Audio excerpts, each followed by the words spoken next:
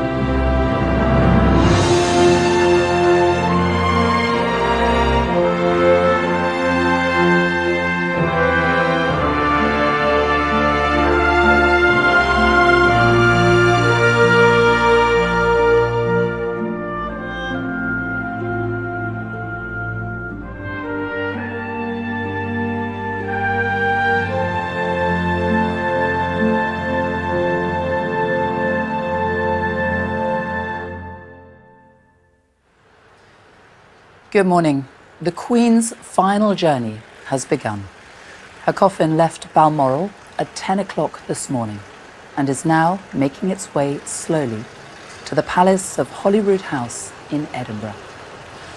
Tomorrow, Her Majesty's coffin will be moved to St Giles's Cathedral in the city, where people will be able to pay their respects before her coffin arrives in London on Tuesday. While that sad journey is underway, a 6-hour journey from Balmoral to Edinburgh, the traditional proclamations for the new king continue to fan out right across the United Kingdom. It started yesterday in London. The first proclamation, the principal proclamation as it's called, took place on the balcony of St James's Palace overlooking Friary Court at 11 o'clock yesterday morning. 3 cheers for His Majesty the King! Hip hip! Hooray! Hip hip!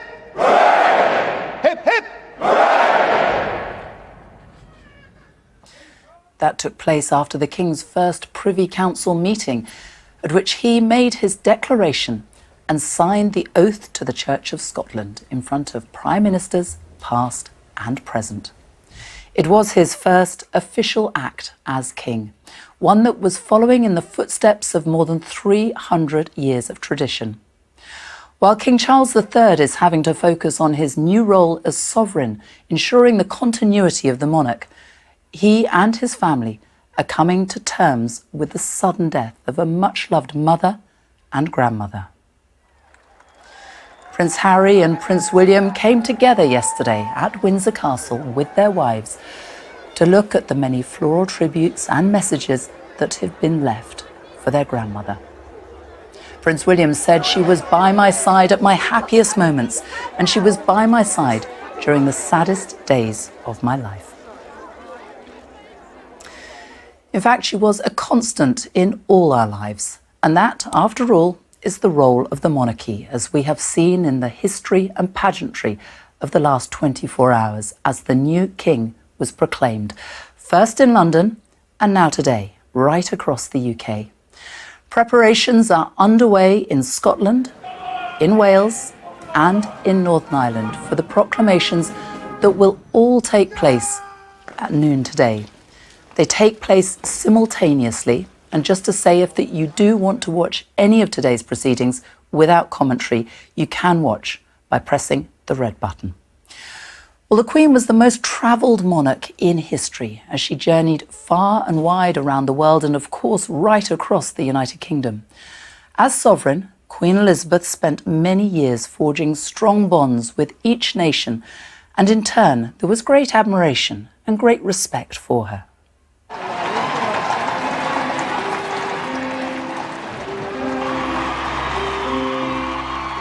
I cannot forget that I was crowned Queen of the United Kingdom of Great Britain and Northern Ireland.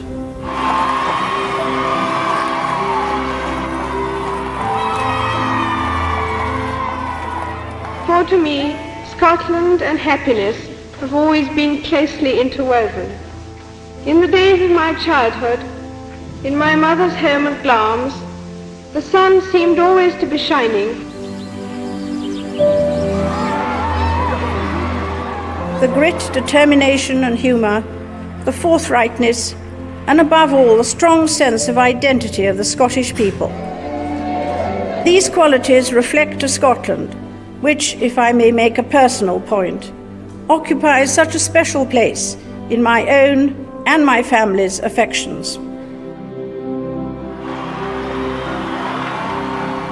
This is the last day of my Jubilee visit around the United Kingdom, and I am glad that it should be spent amongst the people of Northern Ireland who have suffered and courageously borne so much. Over the last half-century, I have always enjoyed my visits to Northern Ireland. I have been heartened by the warmth and good humour of the people I have met. I am always glad of an opportunity to visit Wales, and it is with special pleasure that I come to Cardiff today to receive the freedom of your famous city.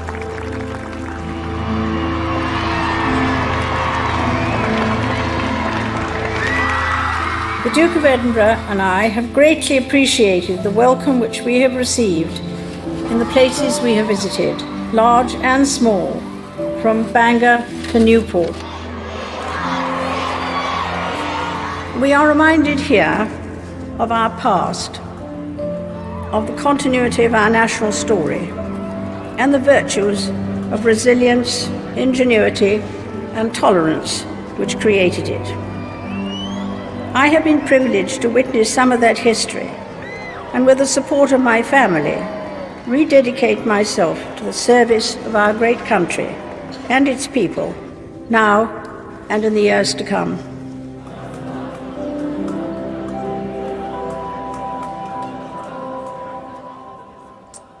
Well, this is what is going to happen at midday today. The proclamations will be held in Edinburgh at the Mercat Cross, at Cardiff Castle, and in Northern Ireland at Royal Hillsborough. And we will go straight to Royal Hillsborough. Mark Simpson is there for us now. Mark. Well, this was the Queen's home from home, Hillsborough Castle, during her 22 visits to Northern Ireland during her long reign. And it's here today that her death and the succession of her son will be officially announced. As you can see behind me, there's an audience of around 100 people here waiting to hear that proclamation. And what they're going to see, what they're going to hear, will be very similar to what many viewers may have seen yesterday outside St James's Palace in London. A procession, the proclamation, the national anthem, and then 3 cheers for the new king. It'll all begin just before 12 o'clock here at Hillsborough Castle, whatever the weather. Mark, thank you. Well, let's go to Scotland, to Edinburgh, where there are big crowds. Kirsty Walk is there for us. Kirsty. Yes, this morning, a beautiful morning here in Edinburgh, and an air of solemnity. The crowds outside Parliament Square, where I'm standing now, are 8-10 deep, and there's a feeling that they are witnessing history. The military behind me are awaiting the proclamation too. And behind me, the Mercat Cross. The Mercat Cross dates back from the 14th century. That's where proclamations have been made at times when people could neither read nor write. 1 minute to 12, the trumpeters will sound. At 12 o'clock, the Lord Lion King of Arms will make the proclamation, and then after that the trumpeters will sound again. And of course at my right, just here in this historic part of Edinburgh, at St Giles, the Queen will be at rest here tomorrow. She is at the Palace of Holyrood House tonight when that 6-hour journey is complete. And of course in 1952, when Queen Elizabeth II acceded the throne, she too came here. The proclamation was made here at the Mercat Cross. And at the Mercat Cross in 1952, the crowds were right up to the Mercat Cross, many, many deep. Very solemn occasion then, as it is today. And what will happen, of course, is that all the people that are around here will hear this for history. Then it was a much more limited time. And this very, very important part of our constitutional history will be beamed around the world for all to see. Sophie. Steve, thank you. And there are big crowds too in Cardiff this morning. Jason Mohammed is at Cardiff Castle. Jason. Bore da, Sophie. Good morning. Welcome to Cardiff Castle, situated at the heart of our capital city. The castle has played host to many royal visits over the years. In fact, the former Prince of Wales was here in 2018 as part of his 70th birthday celebrations. Much more sombre occasion in the castle today, but one that is significant in the history of Cardiff and the whole of Wales.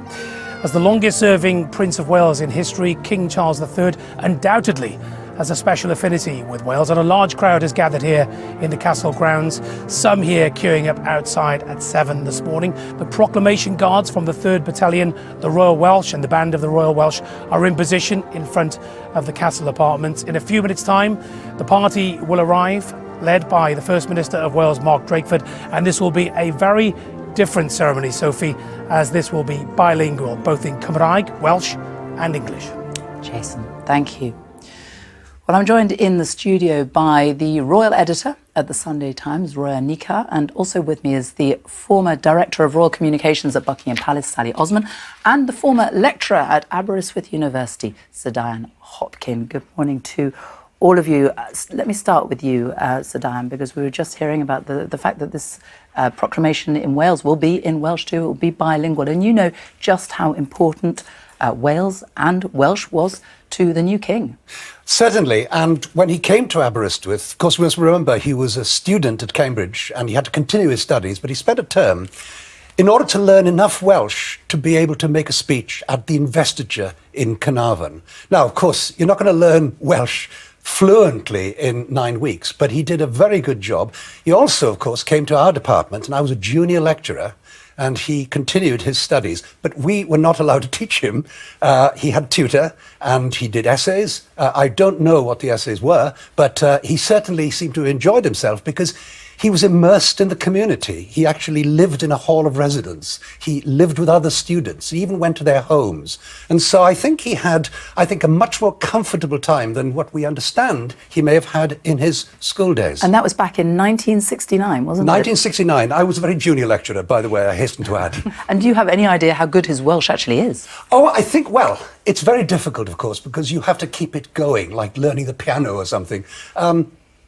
I suspect he can actually become very credible, make a creditable speech now, but I wouldn't expect him to have a conversation or to do a programme on Radio Cymru or something, but certainly he has shown an awareness, and that was the important thing about him coming there, was to immerse himself in the history, to understand what kind of country he was coming to, bearing in mind, of course, that he was very young.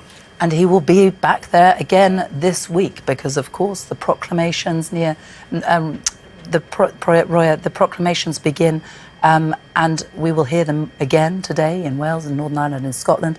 It's an extraordinary moment, this, isn't it? Because we are seeing this transition, the new proclamations being made across the United Kingdom at the same time as we are seeing these extraordinary images of the Queen's coffin being brought very slowly back from Balmoral to London. Well, absolutely, and this is as much about the mourning of the passing of Queen Elizabeth as it is about the emergence in public. Very, very, clear, strong intent from the King to be, with the public, with the people, and we will see more of him today, I believe. It is an extraordinary transition, but of course it goes back to the heart of the new monarch being visible. It's a very important time for him to be out there meeting the public, as well as, I think, some of us perhaps forget that he barely has time at the moment to mourn the passing of his mother. But absolutely, the proclamations are important. It is a very swift transition. And I think we will see the King out and about today a little bit more. And you can see just from the crowds out on the streets today, in all those cities, how important these proclamations are. They are. It's that sort of, it's that ritual, that ancient ritual of the passing of the baton from one monarch to the next. We saw it yesterday at St James's Palace in all its sort of glory and splendour, very, very official, but very, very sombre occasion. And I think the fact that we're going to see them today as the Queen makes her way to Edinburgh in all the different parts of the United Kingdom, it almost throws forward to what we are going to see from the new King in the next few days. He will also following those proclamations, he will be in all four corners of the United Kingdom in the coming days. And Sally Osman, you spent a lot of time at Buckingham Palace, you have spent time with the Queen in Scotland, you have spent time with Prince Charles, now the new King. It is extraordinary watching these images here, isn't it? The streets lined. It does give us a sense of what is to come. It does, and I think Roya's point about ritual is really important actually, because that's what we're seeing played out over these days leading up to the funeral. And like with any family, with any group of people, the rituals of mourning but also celebrating a life are really, really critical. These plans, as we know, have been in place for many years, which is why things are able to move at speed, at pace from the moment that we lost the Queen. The King has been aware of those, what will need to happen. And there is a lot of pressure on him as a person, as an individual, because he's a son in mourning, along with his siblings and the rest of the family, but has to go through these symbolic, important acts that are very important to the Constitution, some of which we're seeing the early moments of, some we haven't seen yet. But they are all part of the statecraft that is very important and totally underpins the institution of monarchy. And he has had a long time to think about this new role and how he will handle it. But we already see the visibility that he is clearly putting a lot of emphasis on, something that the Queen herself was very aware of. You have to be seen to be believed is something she thought, isn't it? She lived by that mantra, as do most of the royal family. They understand how important it is for their own credibility, for their own relevance in terms of their work moving forward and their relevance in people's lives. And so he will be very conscious of that. And of course, the Queen, as has been commented on many times, moved with the times in terms of how technology enabled her to be visible. So it was, of course, going and meeting people face to face, shaking hands, making speeches, etc. You can never beat that in-person presence. But with television, with then social media, I mean, she was very fast to realise the importance of digital and social media in terms of bringing that seeing is believing mantra to a much wider constituency. There was a moment when we put digital at the heart of our operation. She came to see the team, and one of them said to her, "Your Majesty, this is like having a handshake with the whole Commonwealth."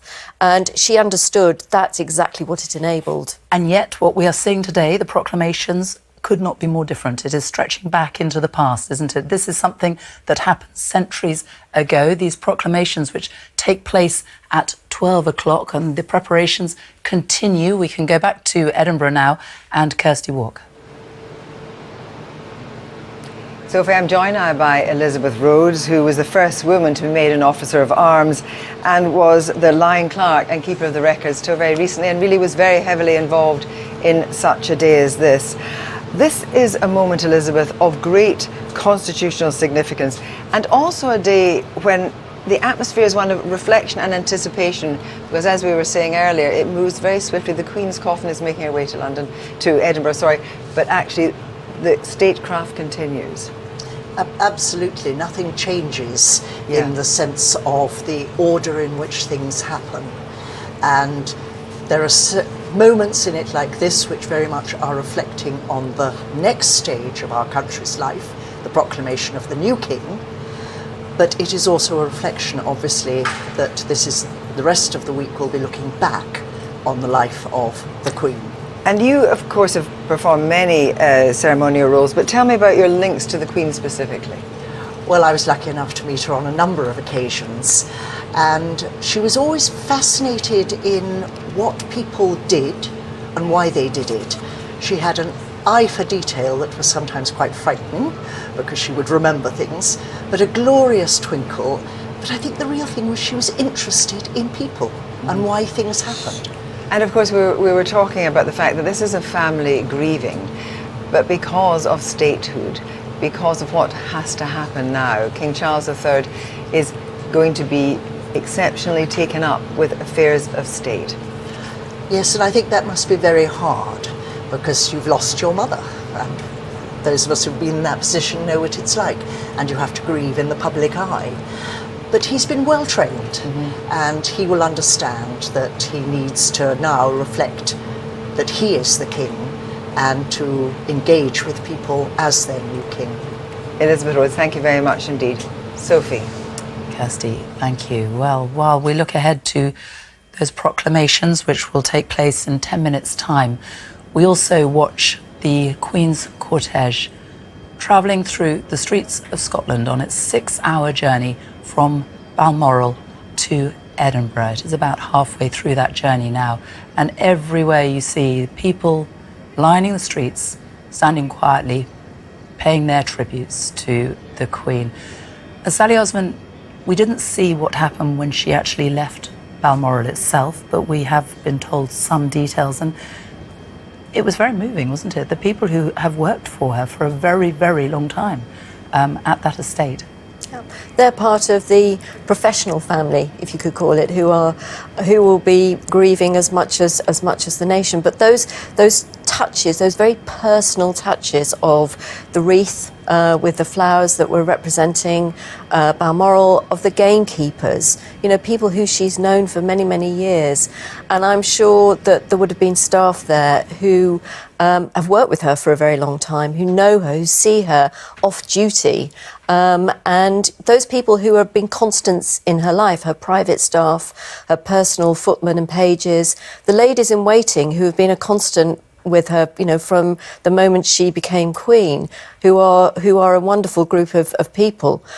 So these little personal touches in this part of the ritual are really touching, because it shows you this is a woman who was a mother, a friend, a grandmother. They're really powerful, these sort of symbolisms, that she would have been a part of making those decisions as well. And while all this is happening, the new king prepares to set out on his travels right across the United Kingdom, and he will be accompanied by the Prime Minister. Well, absolutely. I mean, it is the most extraordinary week. A new monarch and a new Prime Minister getting to know each other. It's going to be one of the most probably formative weeks in both of their professional lives, careers. And I think that the national tour that the king is about to do gives us an indication as well of how different his reign is going to be from the Queen. The Queen didn't do a national tour on her accession, but for King Charles, it's very important for him that he is seen around the United Kingdom, that this is a critical moment for the Union. I think the fact that Liz Truss is going with him reflects that. But again, it just shows that we've heard from him this week in his national address, full of emotion, but quite different to the way the Queen gave her national addresses. And I think him going on this national tour just shows us, he's very keen that his reign is about connectivity and the Union. And you get a sense, don't you, from seeing all these images as well, as the cortege passes through Scotland, of what is to come in the days ahead as the coffin approaches London and Windsor, the Queen's final resting place. Well, we were reporting today in the Sunday Times that the government have given, estimates of, they think, up to a million people will line the streets as she makes her way. I think that's an enormous underestimate. I think from what we're seeing today, it's going to be huge. I think people, as we've seen in some of those towns that the Queen is making her way through today, it is literally almost looks like the entire population of town. So I think it's going to be absolutely extraordinary. We can see the public response already is enormous. Well, a few minutes now to the proclamations, and they are beginning to assemble for the proclamation in Edinburgh. We can join James Nocherty, who is going to talk us through it. James. Sophie, the preparations are in place for the first of the ceremonial acts in the capital of Scotland, which of course continue tomorrow with the service in St Giles.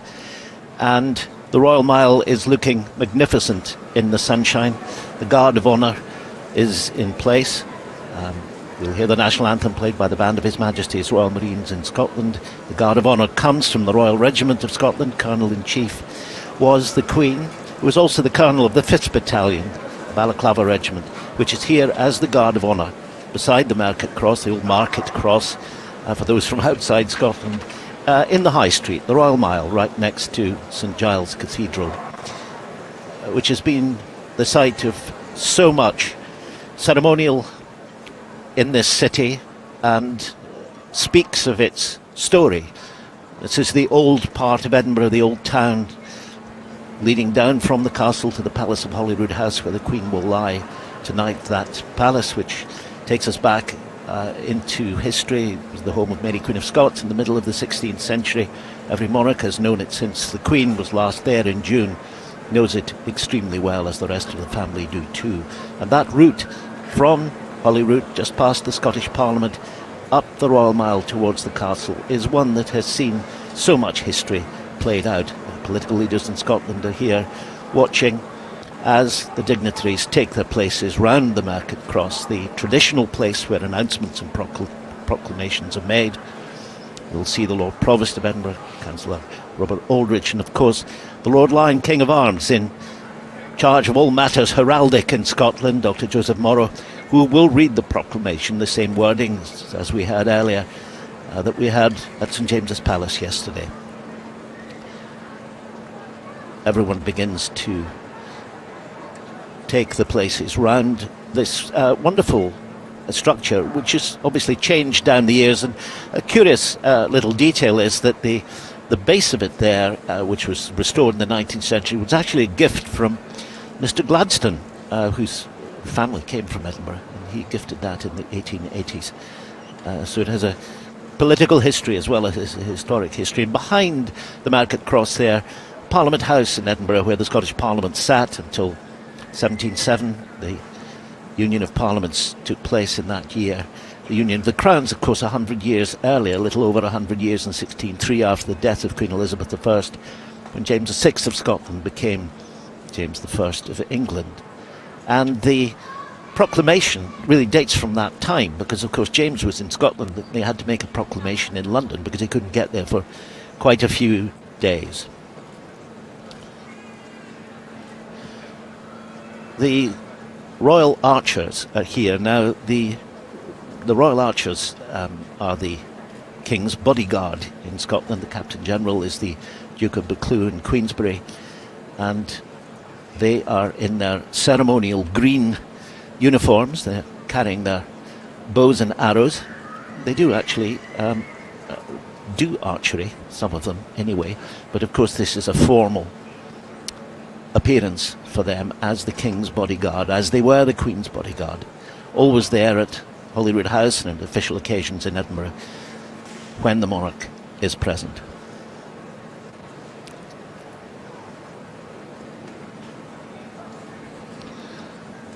The judges alongside Edinburgh, looking like a capital city at this moment, as we wait to hear the announcement that will welcome the new monarch to the throne, as he was welcomed yesterday in London. The first thing we will hear is a fanfare from the state trumpeters of Scotland. Then we will hear the national anthem played by the band of His Majesty's Royal Marines in Scotland. And at that point, a royal salute of 21 rounds will be fired from Edinburgh Castle at the top of the hill, just straight up the hill there from St Giles, by the 105th Regiment Royal Artillery. And that sound will be heard right across this great capital city, where tomorrow the coffin will come up from the Palace of Holyrood House to the great church of St Giles there, which played such a part in the turbulent religious story of Scotland in the 16th and 17th centuries. And there will be a service of thanksgiving there for the Queen's life, a city which she knew well and loved. And in the course of tomorrow's events, the King will go to the Scottish Parliament to receive the official condolences of the members of the Scottish Parliament, which sits just at the bottom of the Royal Mile here, just across the street from the Palace of Holyrood House itself. Lord Lion, King of Arms, preparing to read the proclamation, and we will hear the fanfare from the state trumpeters in a few moments.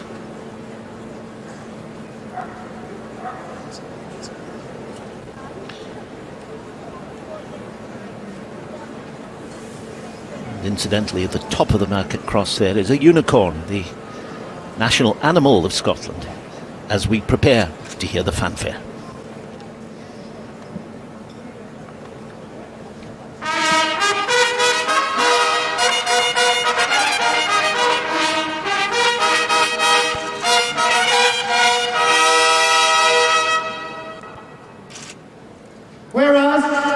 us please Almighty God to call to his mercy our late Sovereign Lady Queen Elizabeth II, of blessed and glorious memory, by whose decease the crown of the United Kingdom of Great Britain and Northern Ireland is solely and rightfully come to the Prince Charles Philip Arthur George. We therefore, the Lords Spiritual and Temporal of this realm, and members of the House of Commons, together with other members of Her late Majesty's Privy Council, and representatives of the realms and territories, aldermen and citizens of London and others, do now hereby with one voice and consent of tongue and heart publish and proclaim that the Prince Charles Philip Arthur George is now, by the death of our late Sovereign, happy of memory, become our only lawful and rightful liege lord, Charles III, by the grace of God, of the United Kingdom of Great Britain and Northern Ireland, and of his other realms and territories, King, Head of the Commonwealth, Defender of the Faith, to whom we do acknowledge all faith and obedience with humble affection, beseeching God, by whom kings and queens do reign, to bless his majesty with long and happy years to reign over us. Given at St. James's Palace on the 10th day of September and in the year of our Lord 2022.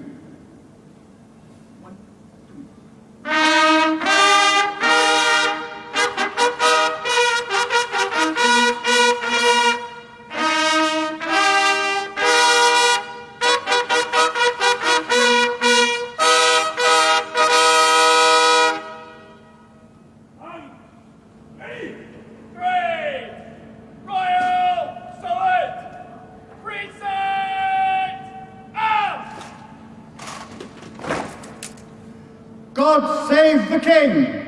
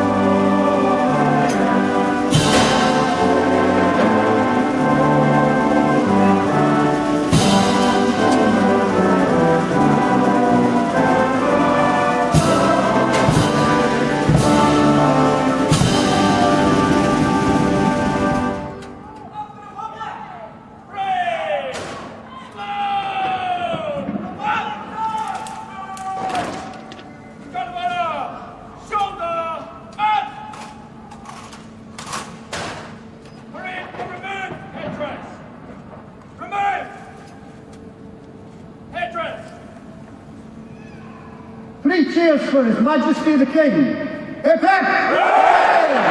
Hip hip! Hooray! Hip hip! Hooray!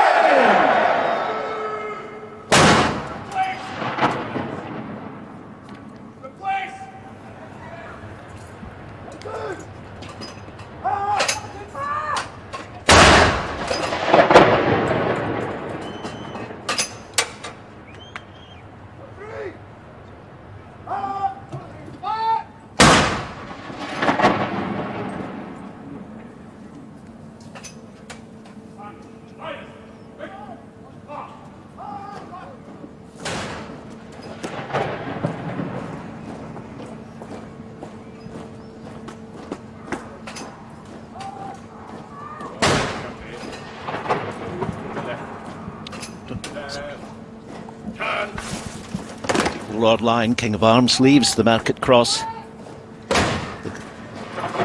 band of the Royal Marines Scotland march away, having led those present in the national anthem, God Save the King, heard in Edinburgh for the first time for many a long year. The Royal Company of Archers, the King's bodyguard in Scotland, prepared to depart in preparation for tomorrow's ceremonial, which will fill the Royal Mile with crowds as the Queen's coffin comes from Palace of Holyrood House to St Giles. There will also be a second proclamation, the same wording as we've heard. We're now quite familiar with it at St James's Palace, now again at the Market Cross in the Royal Mile, from Edinburgh Castle at 12:30 for the people of Edinburgh. The Royal Company of Archers, bearing their bows, leave Parliament Square in Edinburgh by the side of St Giles in Parliament House.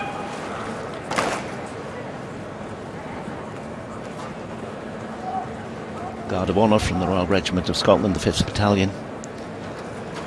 Their colonel was the Queen. And they too draw this part of the ceremony to a close. James Noherty in Edinburgh, thank you. Those proclamations, which took place simultaneously in Scotland, in Wales, in Northern Ireland. We will be going very shortly to Royal Hillsborough and to Cardiff Castle to show you what took place there. But before that, Sally Osman, very moving watching those images, particularly given, and you know just how much Scotland meant to the Queen. It is very, very moving, and looking at the archers, who are always an impressive sight. I've always seen them in happier times, at garden parties and the like. But yeah, I mean, the Queen, we know that she was... The personal connection with Scotland was always incredibly important, you know, which is, it's also a family connection. And from her mother, we saw in pictures earlier, you know, that connection with Balmoral Castle through to Balmoral. But I think the important thing is she knew how important it was to be visible, to be seen, to show how she cared about every part of the United Kingdom. And you went on many of those trips with her, didn't you? Indeed. Holyrood Week, which usually happened in either late June or early July, was always a really joyous occasion in many respects, where she and the Duke, before we lost him, would before he retired, would stay at the Palace of Holyrood House. And it was one of the occasions particularly after they lost Britannia, that she would get to spend time with quite a few members of her staff who she wouldn't normally have the time to talk to, one-to-one, get to know them better. And that was one of the hallmarks of Holyrood Week, alongside all of the official ceremonials, etc. And Northern Ireland too, you travelled with her there. Northern Ireland too, again, they were always... she went, in 2014, she went on one of the first trips that was pre-announced to the media in Northern Ireland. Obviously, there had always been security issues before that, but this was, you know, the post her very important visit to Ireland in 2011, and it was part of that reconciliation. There was a picture that is that I will never forget, of her walking through Crumlin Road Jail, flanked by the then First Minister Peter Robinson, and on the other side the Deputy First Minister Martin McGuinness. And it was those moments of symbolism, of reconciliation, that was so important. That was a very important sort of trip for her, and with Duke by her side, obviously. And it really did mean a lot to the people of Northern Ireland. Well, I think we can go straight to Northern Ireland now, because Mark Simpson is at Royal Hillsborough and has been watching the proceedings there. Mark. It's still raining here, and there was very heavy rain just after 12 o'clock as the proclamation took place, but it still went ahead, and in some ways I think that's quite symbolic. As we know, the royal family have come here to Northern Ireland in good times and in bad, in good weather and in bad. Let's take a look back now at that proclamation. On commentary is my colleague Declan Harvey.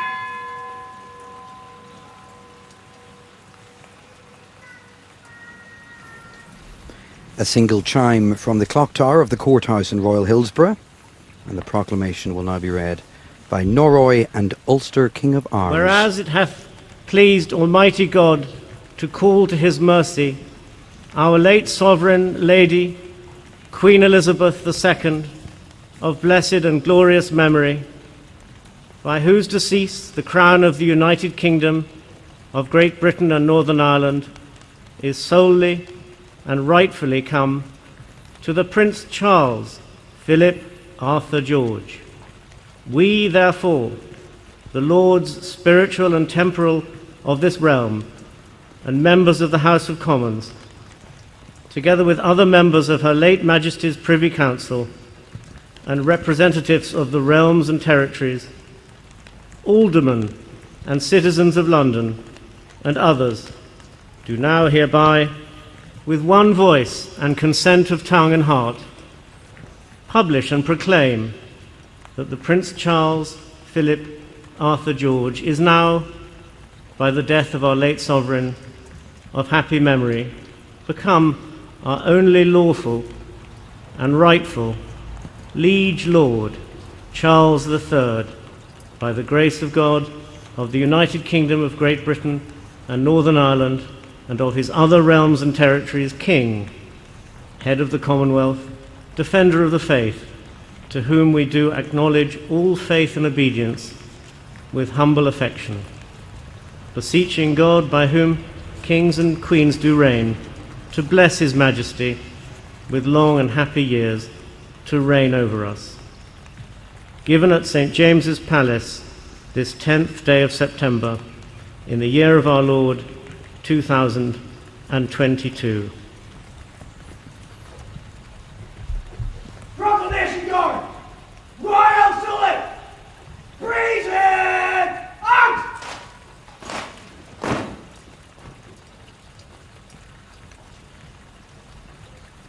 The Norroy and God Ulster King save of the Arms. King! God save the King!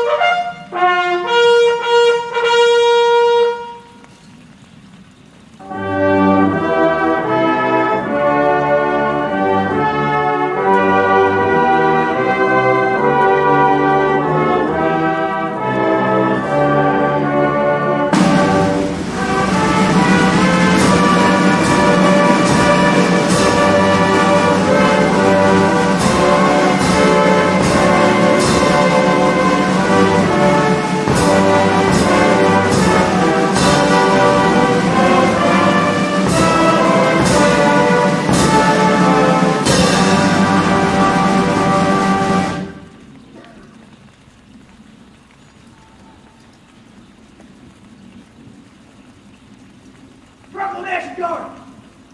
Slow! Arms! The Proclamation Guard, provided by 2nd Battalion Royal Irish Regiment, as they prepare to ground their arms. You can spot the Royal Irish Regiment because of their distinctive cobbeen, a shapeless hat based on an old Irish labourer's cap.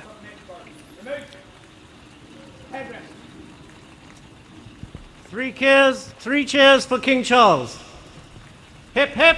Hooray! Hip hip. Hooray! Hip hip. Hooray! Proclamation Guard, this.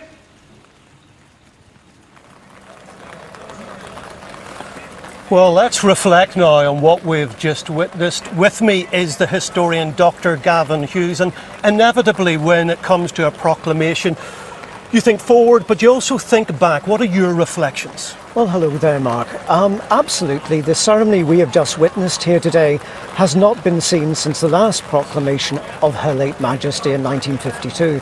But that demonstrates a continuity of monarchy. And indeed, actually, if you think the position of the Ulster King of Arms, who proclaimed the new king. That was in itself created in 1552, and here we are in 2022. So one king, King Edward VI, creates that role and position and declares the new king today in King Charles III.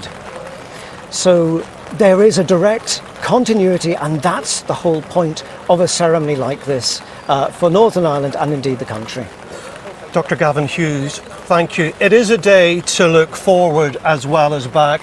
A significant day here at Hillsborough Castle, and another significant day is coming up on Tuesday, because King Charles III is due to make his first visit to Northern Ireland as monarch. He came here 39 times as the Prince of Wales. His 40th visit to Northern Ireland will be his first as King Charles III, and one of the first places he's going to come to is here, the royal residence at Hillsborough Castle.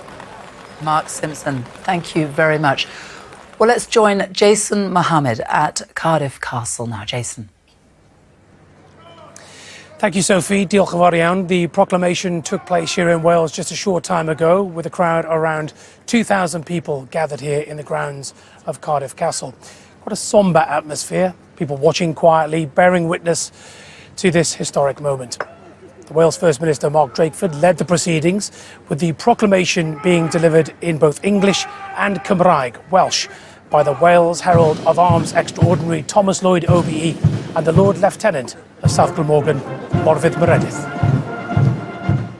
Gan ei bod wedi rhannu bodd I ddiw holl alluog, I alw i'w ofal ein diweddar sofran, yr aglwyddes Frenhines Elizabeth yr Ail, o fendigaid a gogoneddus goffadwriaeth. Y mae coron Teyrnas Unedig Prydain Fawr a Gogledd Iwerddon, o blegid ei hymadawiad, wedi dod yn gwbl ac yn gyfiawn I ran y tywysog Charles, Philip, Arthur, George. Whereas it has pleased Almighty God to call to his mercy our late Sovereign Lady, Queen Elizabeth II, of blessed and glorious memory, by whose decease the crown of the United Kingdom of Great Britain and Northern Ireland is solely and rightfully come to the Prince, Charles, Philip, Arthur, George.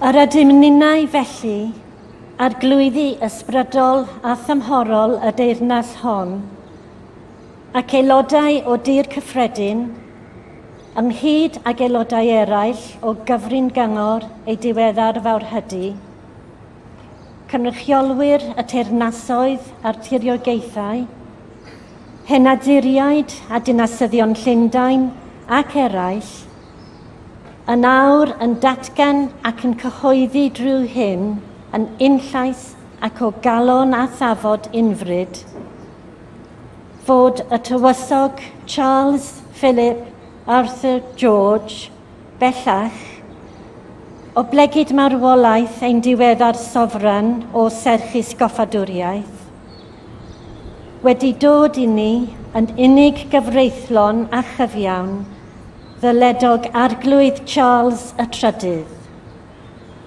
drwy ras Duw, a deyrnas Unedig Prydain Fawr a Gogledd Iwerddon a'i deyrnasoedd eraill, yn frenin, yn ben ar y gymanwlad, yn amddiffynwr y ffydd.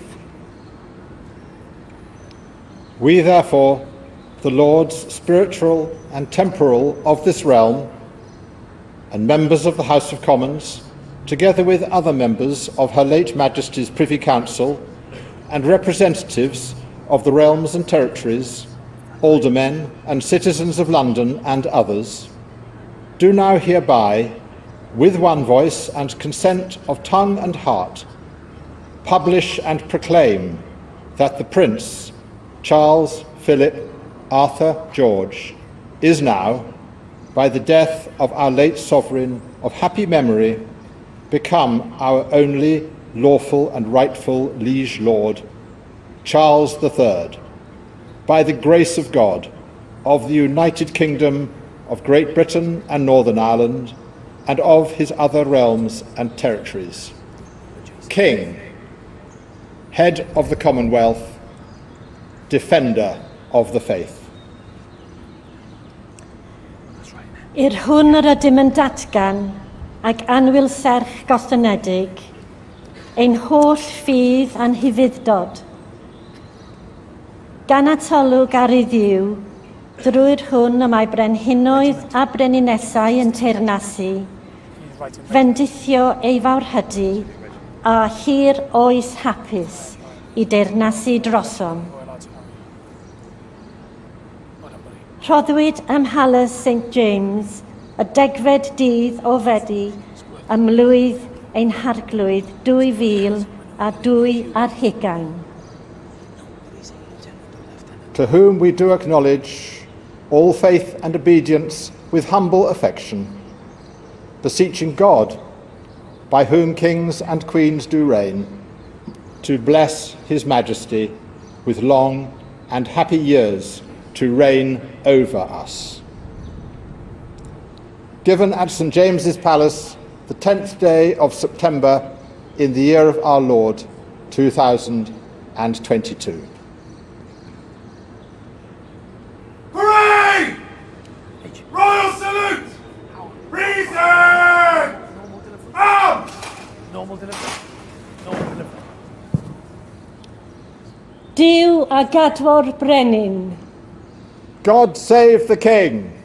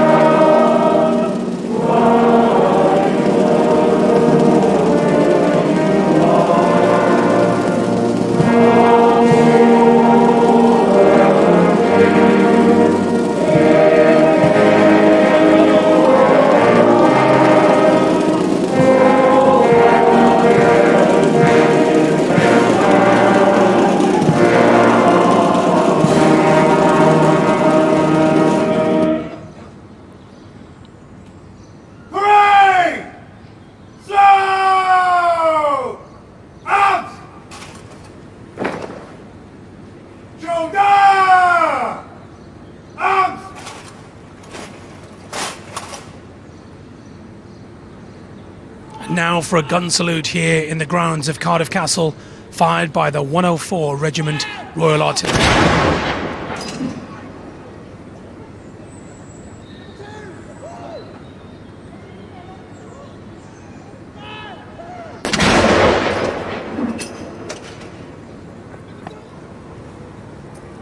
Proclamation Guard will ground arms! Ground arms! You okay?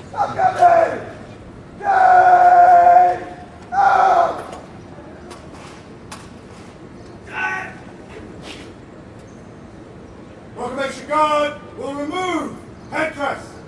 Remove headdress. Tair blwydd yw farhadu'r brenin. 3 cheers for His Majesty the King. Hip hip. Hooray! Hip hip. Hooray! Hip hip. Well, as you can see behind me, the Proclamation Party have now left the castle and the crowds are slowly making their way down Westgate Street and into Castle Street. Dr. Marion Luffler joins me now from Cardiff University. Marion, a very good afternoon to you. Prynawn da. Prynawn da. An historic occasion, your reflections on what you've witnessed today. A unique historic occasion for Wales and for the United Kingdom. Not only did we have a nod to the Welsh language here, the Welsh language had pride of place in this ceremony and in proclaiming Charles as King Charles III, our First Minister. And of course, when Queen Elizabeth came to the throne, we didn't have a First Minister either. Our First Minister opened proceedings in the Welsh language, then switched to English. And the proclamation itself, in the proclamation, Welsh and English were woven together. We had parts read out in Welsh, then repeated in English. So this is an event where perhaps for the first time in history, we've heard Welsh and English completely woven together in one huge historic ceremony. The now King, then Prince of Charles, was in Cardiff just a month ago. Talk about the bond that he has with the people of Wales. As Prince of Wales, of course, Charles has got a long history with Wales. But my feeling is that since about the year 2000, these connections have become much closer. And strangely enough, they appear to be bound up with devolution. He revived the position of the official harpist to the Prince of Wales in the year 2000. In 2007, he bought a Llwyn y Wermod, his estate in Carmarthenshire. And in 2010, when he started his campaign for wool, he really put Welsh wool on the map and made sure that Welsh woolen products were known and branded worldwide. Marion, thank you very much indeed. An historic occasion for the people of Wales and Wales and the United Kingdom, Sophie. Jason Mohammed at Cardiff Castle, thank you. And let's stay with the subject of Wales, because we, of course, now, Roy, have a new Prince of Wales, Prince William. How much of an impact, how much of a change will that be for him? It's an enormous change for him. Of course, the new Prince and Princess of Wales will step up and take centre stage in the new reign of King Charles. Wales, of course, being incredibly important to them. It's not just about the titles, it's about an affinity with the country. They, of course, spent the first couple of years of their married life in Anglesey as William was working there as a search and rescue pilot for the RAF. We saw the importance of Wales reaffirmed when he took his family, including the children, to Cardiff during the Queen's recent Platinum Jubilee celebrations. We saw them all there again, and it's my understanding, I've been told, that William and Catherine and their family will spend much more time in Wales now going forwards. Well, Roy Nika and Sally Osman, thank you both very much for joining me here this morning. So, King Charles III has set out on his new path as monarch. He has vowed to continue in his mother's footsteps, saying that he is deeply aware of the great inheritance of the duties and heavy responsibilities of sovereignty that have been passed to him.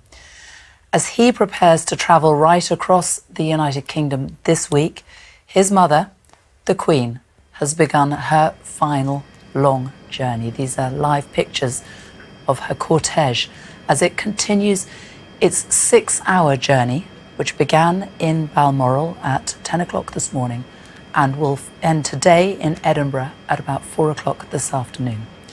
Thousands of people, and you can see some of them there, have already been lining the streets to pay their respects as the cortege passes through.